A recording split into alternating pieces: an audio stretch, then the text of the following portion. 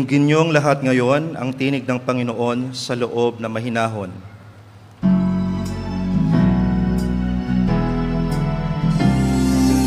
Hallelujah,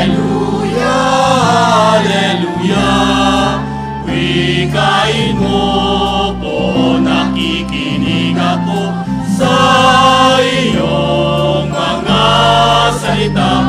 Hallelujah, Hallelujah, Hallelujah.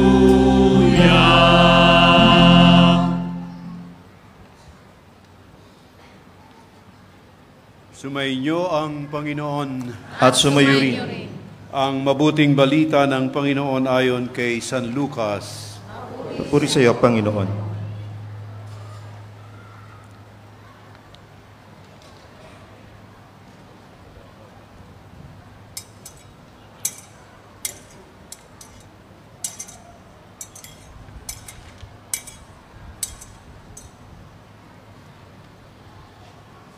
Noong panahon iyon, sinabi ni Jesus, "Kawawa ka, Corazin! Kawawa ka, Bethsaida!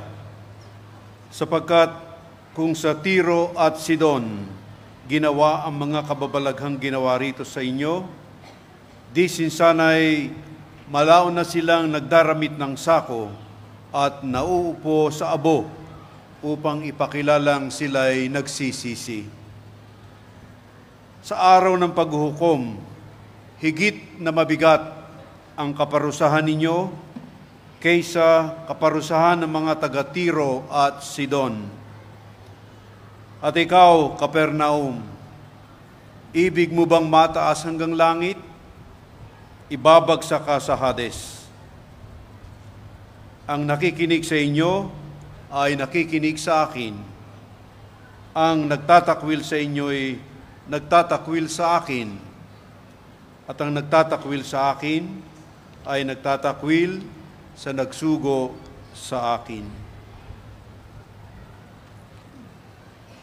Mga kapatid, ang mabuting balita ng Panginoon. Pinupuri ka namin, Panginoong Hesukristo. Tayo po ay magsiupo.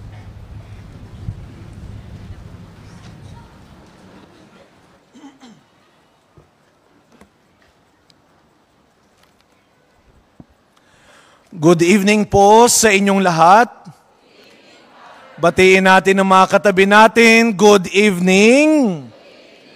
Tayo po ay nasa ika-4 at huling gabi na ng Misyong Pilipino 2023. Palakpakan natin ang ating Panginoon.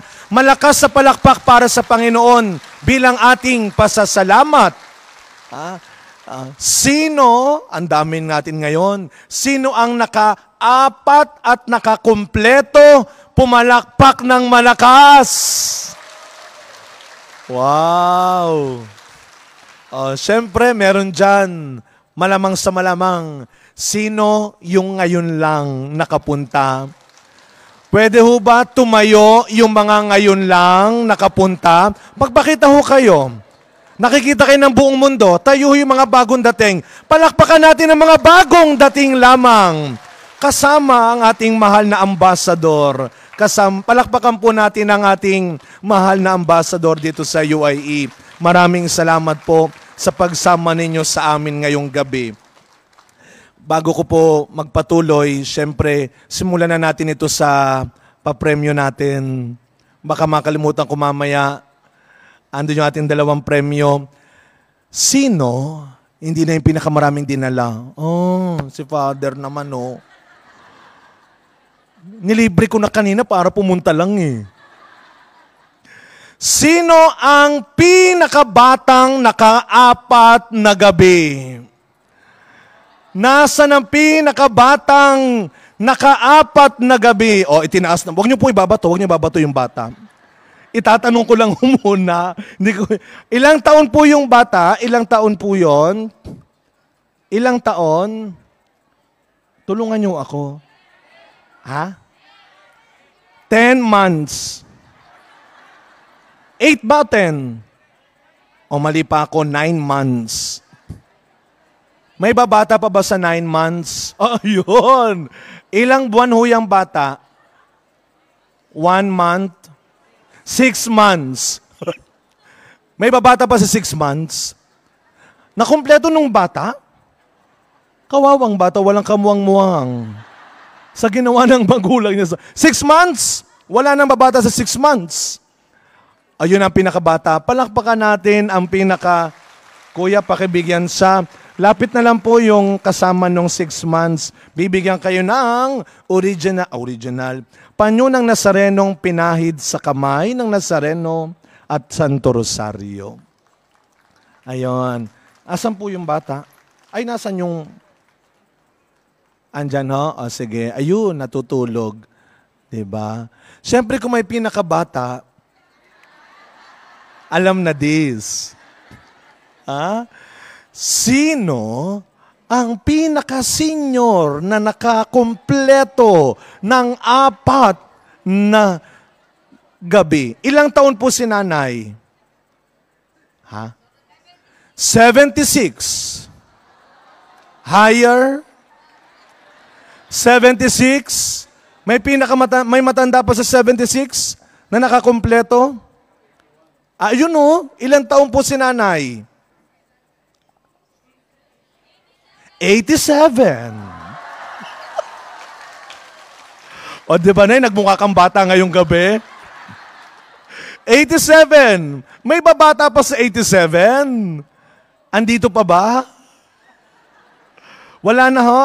So si nanay na ang ating pinaka-senior na nakakumpleto ng Misyong Pilipino 2023. Pakibigyan po si nanay. Saan dyan ba si nanay? Tatay pala, sorry tatay. Mukhang di na ako makakabalik dito Tay, maraming salamat po tay. Palakpakan po natin ang ating senior and youngest na nakakumpleto ng Misyong Pilipino 2023. Salamat ho Pero bago ako magpatuloy mga kapatid, from the bottom of my heart, ngayon pa lamang, salamat po sa pagpunta ninyo, nakaisa o nakaapat na gabi man po kayo. Thank you. Maraming salamat po. Sa totoo lang, sinishare ko po kay Father Troy kanina, kay Kuya Romel, nung nag-unang gabi, natakot ako. Kasi yung panahon, hindi madali. Hindi madali. Pero honestly, sobra niyo ho akong pinahanga. Sa kabila ng napakainit na panahon, mas matindi ang pagmamahal niyo sa Panginoon. Amen. Amen. Thank you for giving time. Mga kapatid, sa buhay, do not find time for God. Makinig po kayo. Quotable quotes. Do not find time for God. Give time for God. Pagising mo pa lang sa umaga, you do not just have 1 hour. You have the whole day. Huwag kang maghahanap ng oras para sa Panginoon. Bigyan mo ng oras ang Panginoon. Sabay-sabay, sabihin natin, pinagpala ako ng Diyos. Amen? Abay, itong maghapon ho, ang dami ko nang narinig na kwento ng mga pagpapala. Siguro kayo rin, hindi man tayo nagka-enkwentro personal, matagal. I believe and I will really pray for that. For you to experience from this Misyong Pilipino 2023. Mga kapatid, kayo ang maagang regalo ng Diyos sa aking anibersaryo at birthday ngayong October. Kayo talaga. Pero sa Maynila na ako magse-celebrate. Pagdasal niyo ho ako Pray for me. Magkalapit yung aking birthday at anibersaryo. Kaya minsan nga pa nagbe-birthday, nagse-celebrate po ako, sabi ko sa mga tao, itong handa ko, 2-in-1 na yan Birthday, anniversary na yan Kaya tipid ako doon. Kaya minsan lugi ako. May bumati sa akin, Father, happy birthday, happy anniversary na Sabi ko yung regalo, pwedeng paghiwalayin. But I tell you, sa simula ng ating pagdiriwang ng Misyong Pilipino, sinabi ko po sa inyo, maniwala at magtiwala. may darating na biyaya at mangyayaring himala. And you know, you are the living grace and miracle of God. Kanina, yung aking kausap, bagong kaibigan, si John, kasama ng aking mga sakristan, sabi niya, thank you, Father, for bringing hope. For bringing hope to us, OFW. Ano yung OFW? Hindi lang overseas Filipino workers. Remember, you are overseas faith workers.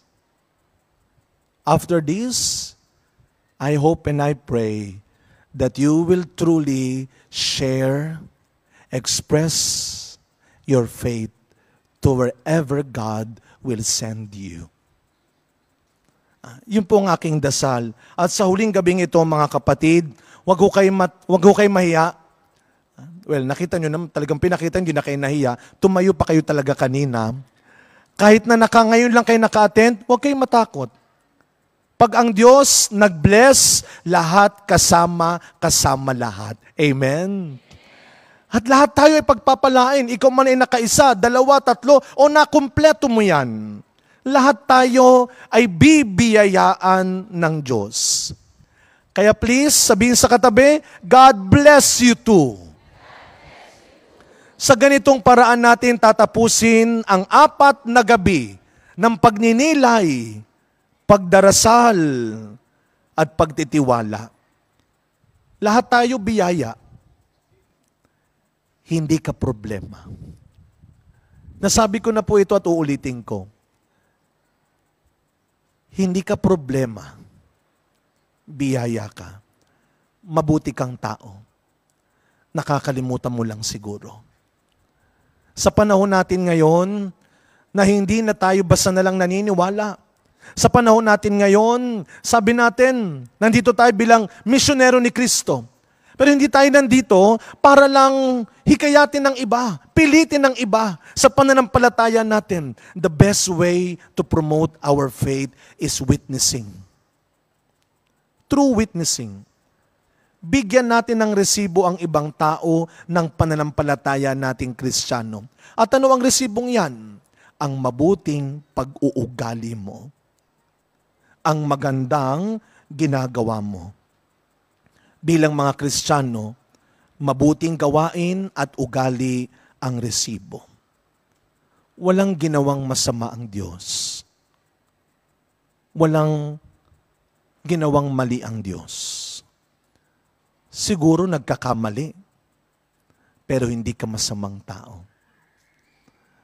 Matatapos ang 4 na gabing ito, sana hindi lang natin binalikan kung paano tayo naging mali. Alam mo, Father, yung mga pinagsasabi mo, nakukonsensya ako eh. Parang ako yung sinasabi mong mali. Parang ako yung tinutukoy mong gumawa ng masama. Parang ako yung nagkamali, ako yung nagkasala, ako yung nadapa. Again, let me tell you this. Sometimes your disappointment is God's appointment to you. Yung mga bagay na hindi napasa iyo, pwedeng plano ng Diyos para sa iyo. Tanungin ko nga po kung naalala ninyo, what is the best attitude? Wow! Gratitude will always be the best attitude. Nagpapasalamat po ako doon sa mga nakilala ko, nakasama ko, yung nagbigay ng oras nila para sa akin, itong mga nagdaang araw dito sa Abu Dhabi, salamat ho. And do not be afraid to give time. Sabi ni Saint Mother Teresa of Calcutta, if you want to change the world, if you want to bring peace into the world, go home and love your family. Everything begins at home. First of all, after God, give time to your family. Do not find time for them. Minsan ho, naimbitahan ako ng aking tiya na magmisa sa kanilang opisina, anniversary mass, sa isang maliit na hotel sa Quezon City. Pagdating ko po doon, mukhang napaaga ako. Pagtingin ko, walang ibang tao, yung auntie ko lang. Sabi ko, auntie, wala naman yata nga atin, ikaw lang. Sabi niya, aga-aga mo kasi. Ba, napasama pa ako. Sabi ko, pasensya na auntie. Kasi ho ang misa, 1 o'clock, dumating ako, 11 a.m. So 2 oras na ma'am talaga. Sabi ko, di bali auntie, bababa muna ako, walang problema, mag-aantay po ako. So bumaba ako ng hotel, naganap ako ng pwedeng pag-antayan, nakakita ko ng maliit na mall sa tabi ng hotel. Pumasok ako doon. Then tumambay muna ako sa isang coffee shop. Siyempre parang hindi nakakaya, umorder ako ng isang cup of coffee. 2 hours eh. At dinadahan-dahan ko lang para hindi kagad maubos. Hindi alam ng waiter, after 1 hour, hangin na lang iniinom ko talaga, no? Nagpapanggap na lang ako na mainit-init pa. Baka palabasin ako. Nung malapit na po yung oras para magmisa, pabalik na ako ng hotel. Nung lalabas ako, biglang umulan. Sabi ko, Diyos ko, malilate naman yata ako nito. Habang naghihintay ako nagdadasal, may lumapit na maliit na bata. Sabi ng bata, Sir, taxi. Ako, hindi. Barker. Hindi, malapit lang ako. Kaya lang wala akong payong eh. Pwede pairam ng payong. Sige, sir. Thank you, ha. 20, sir. Mahal naman. 20, lapit-lapit lang. 3 tambing, nandun na tayo. Pera muna ng payong. Sige na, sir. 20 lang, sir. Kung hindi ako malilito, hindi ko papatulan yung 20 niyang payong. Sabi ko, sige na, buksan mo na. Halika na. Binuksan niya ho yung payong. Nung kami naglalakad, nakakaawa, dahil matangkad ako sa kanya, talon ng talon yung bata. Sabi ko, akin na nga ako nahahawak. Ang ending, ako nagpapayong sa kanya. Sabi ko, mamaya sa akin yung 20, ha? Akin yung 20, ha? Habang naglalakad kami, ako natutuwa ako yung mga bata dito, no, na lumalapit ho sa akin. Please, love and take care of your children, of the young members of your church. When you take care of them, you are taking care of the future of the church. Kaya habang naglalakad do kami, kinausap ko yung bata, sabi ko, saan ka nakatira? Malapit lang po, sir. Nag-aaral ka? Opo, sir. Gano'ng oras ka dito? Mga 11:00 po, sir. Ang tanghali. Hindi po, ng gabi. Bakit gabi ka na? Wala ka bang assignment? Wala po. Wow. Talino, ha? Bakit gabi ka na? Sabi niya. Para po malaki ang iuwi ko po, sir. Sabi ko, ang bata pa, malunong ng magsakripisyo. I believe, nandito kayo dahil sa salitang yan. Marami kayong sinakripisyo. Lahat tayo may ambag na sakripisyo sa pamilya natin. Mga anak, mga magulang, bilang kapatid. Mahirap po maging magulang ngayon. Sometimes, a mother can take care of 10 children. But 10 children could not take care of a mother. Amen? Hindi mo alam kung kanino ka mapupunta. Hindi mo alam kung sino ang kukuha sa'yo. Yung aming labandera, Kuba na siya eh. Sabi ko, Nay, nag-retire na yung mga kasabay mo, nandito ka pa, kaya mo pa ba? Sabi niya, Father, kung ako lang, ayoko na. Pero para sa mga anak at apo ko, kaya ko pa. Wag ko kayong mag-alala. Walang masasayang sa ginawa at ginagawa ninyong sakripisyo. Maybe not here. Maybe not now. But in God's own way and time, you will receive your reward. Palakpakan natin ang mga magulang natin. Pero hindi lang naman mga magulang. Kahit mukhang matitigas ang ulo at matatapang ang mga batang ito, ang mga anak, marami ring sinasakripisyo yan.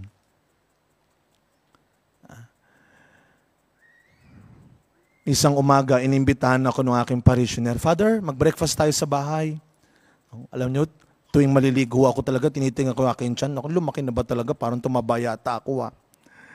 Ito pong parishioner namin. Sabi, Father, mag-breakfast tayo sa bahay. Sige po, sister. Punta kami sa bahay. Habang nagpe-prepare siya ng breakfast, tinanong ko, Sister, ilan nga ba yung anak mo? Tinignan niya ako. Sabi niya, "Excuse me, Father. Miss pa po ako." Naku, Diyos ko po. Patay na. Namali yata ang tanong ko. Baka palayasin ako. Di pa ako may kumakain. Sabi ko, sorry po, sister ha. "Father, CPA ako." Wow. Sabi ko, "Ano pong CPA?" "Certified Parent Achay." Ha? Anong Certified Parent Achay? What do you mean, Father? "Ako ho ang panganay. Pinauna ko yung mga kapatid ko.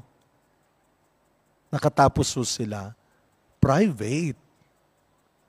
Nag-abroad ho sila. Walang may iwan kay mama. Isang araw, pagising ko, 50 na ho pala ako, mag-isa. Bilang anak, huwag mong kalilimutan ang pangako ng Diyos.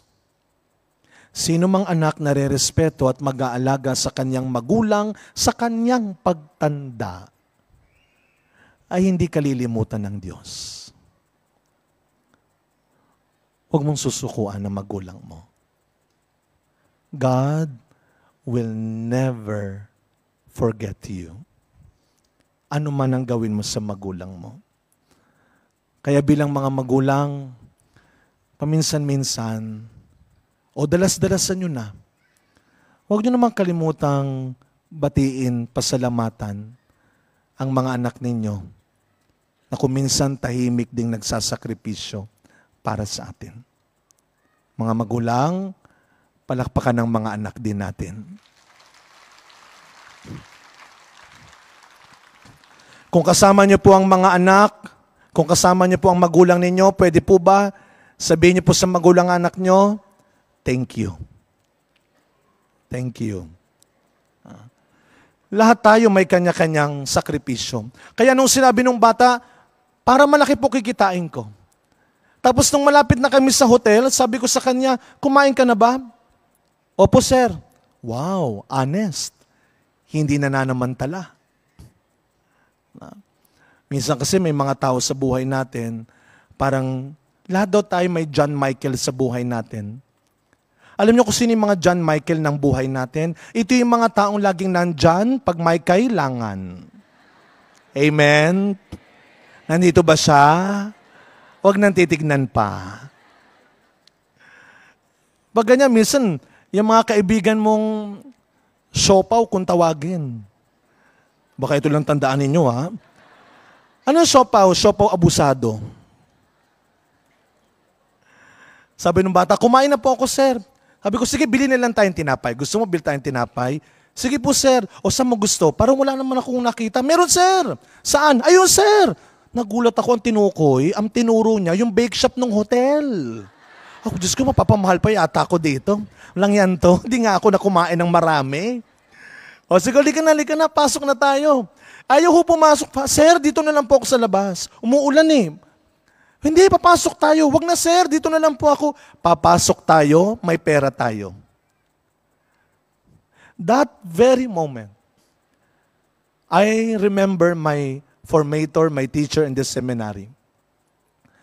May isa ho kaming teacher noon na mahilig isama kaming mga estudyante niya, batch by batch, sa labas. Magmimisa siya. Sinasama kami. Nagmamadali, kami naman naghihintay, excited. Bakit? Alam namin pagkatapos ng mesa. Ililibre kami. Kaya syempre nag-excited kami. Buti na lang ho, nasabihan ako kagad nung mga naunang isinama na kapag sinama ka ni Father at tinanong ka, "Saan mo gusto kumain?" Huwag kang sasagot ng, "Kayo na pong bahala. Kahit saan po." Di ba nakakainis ng ganyang ikaw na magbibili, ikaw na magbabayad, pahihirapan ka pang mag-isip. Butin lang nasabihan ako. Kaya nung ako na, sabi sa akin, "Oh Han, saan mo gusto kumain?" "Ay, doon po, Father." Then nung sinama ako one time, "O, saan mo gusto kumain?" "Doon po." Punta kami. Pagtapos umorder, nakita niya, kinuha ko yung tissue. Yung may tatak ng restaurant. Sabi niya, "Nga gawin mo dyan?" "Father, souvenir." First time. Kaya yung mga nagsama sa akin, kumain kami sa labas, kahit sa bahay na kanina. Doon sa lunch namin, talagang inuwi ko yung tissue. And I always remember that time. And for 5 years in my philosophy years, tinago ko yung mga tissue na yon. Kaya nung the following time na sinama niya ako ulit, ang tanong niya na sa akin, "Oh Hans, saan ka pa hindi kumakain?" Tapos dadali niya ako doon. And then pag order namin, siya na yung kukuha ng tissue, sabi niya, "Itago mo na." Sabi ko sa sarili ko, pag ako naging pare, ako naman. The best way to be grateful is to be generous. If gratitude is the best attitude, if having a grateful heart is being a great people, remember that the best way to be grateful is to be generous. Sometimes you don't need to pay it back. Just pay it forward. Hindi mo na mauulit. Every goodness is unique. Hindi mo mauulit ang kabutihan ng ibang tao. Pero pwede mong ipagpatuloy, ipasa ang kabutihan ng ibang tao. And I'm sure yan ang dasal ng bawat magulang.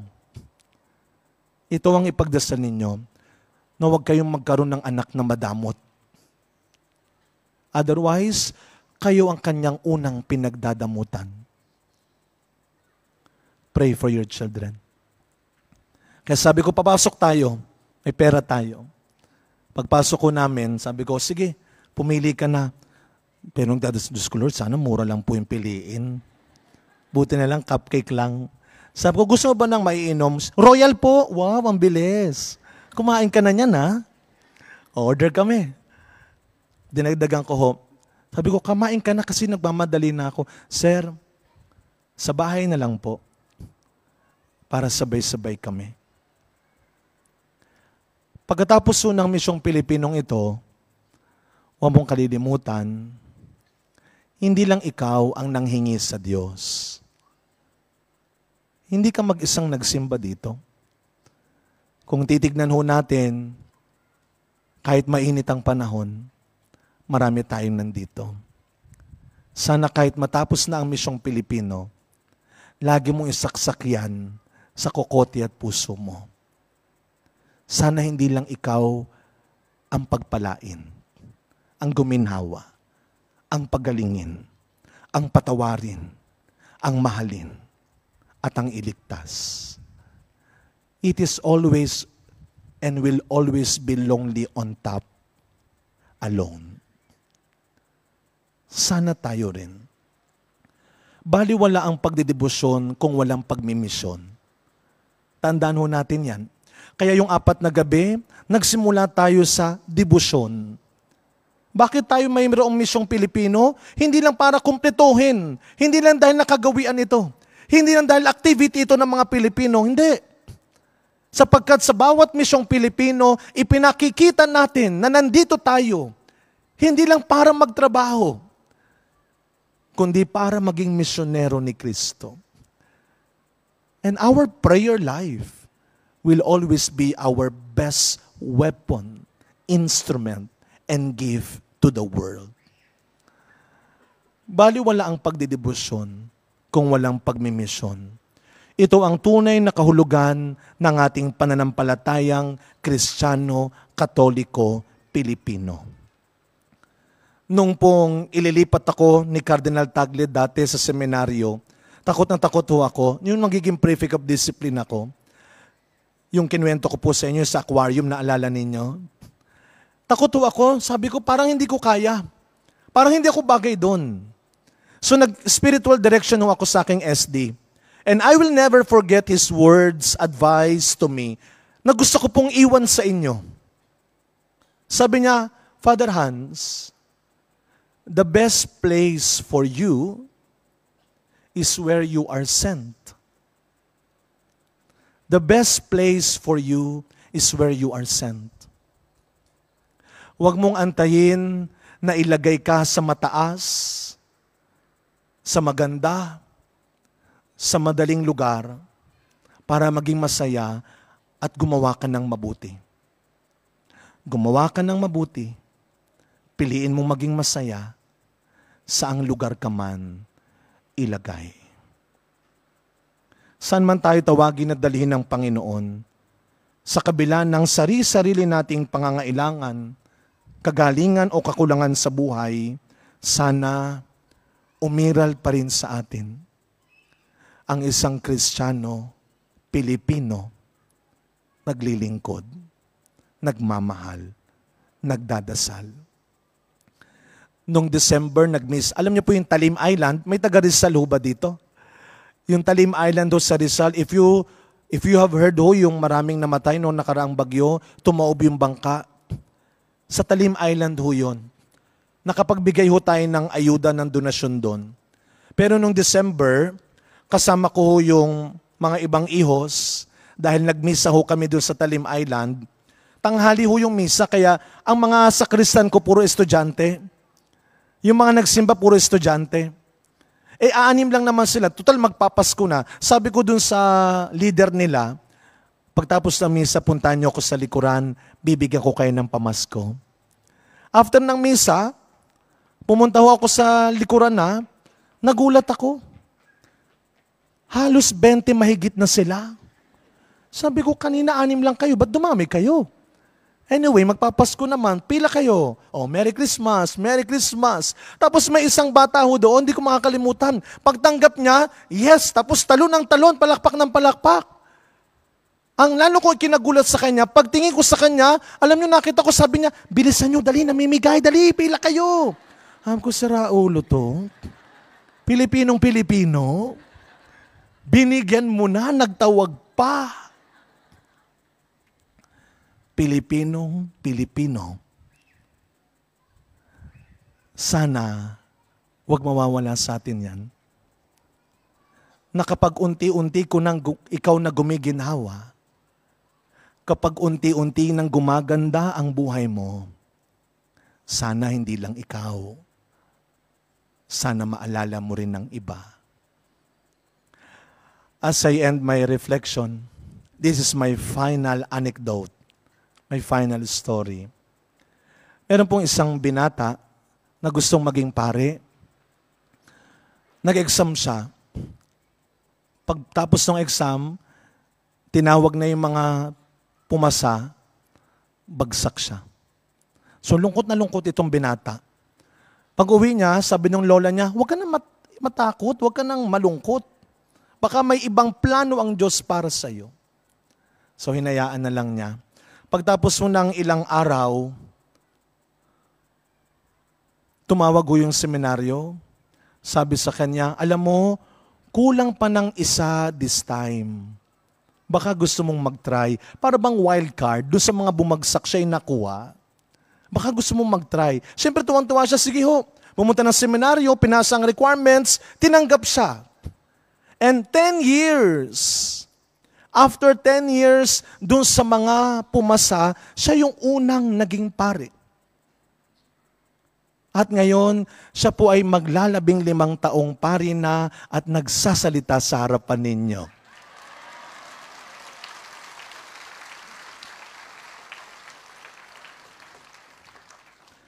Mga kapatid, ang Misyong Pilipino 2023, tapos na.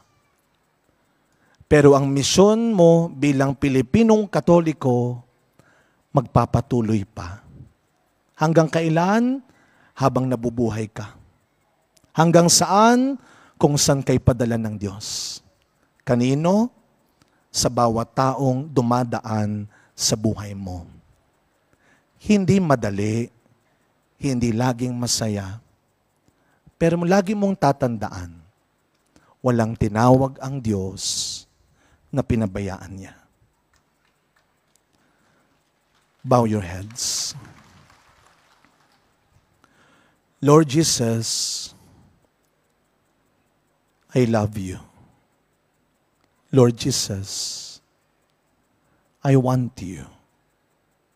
Lord Jesus, I need you. Amen.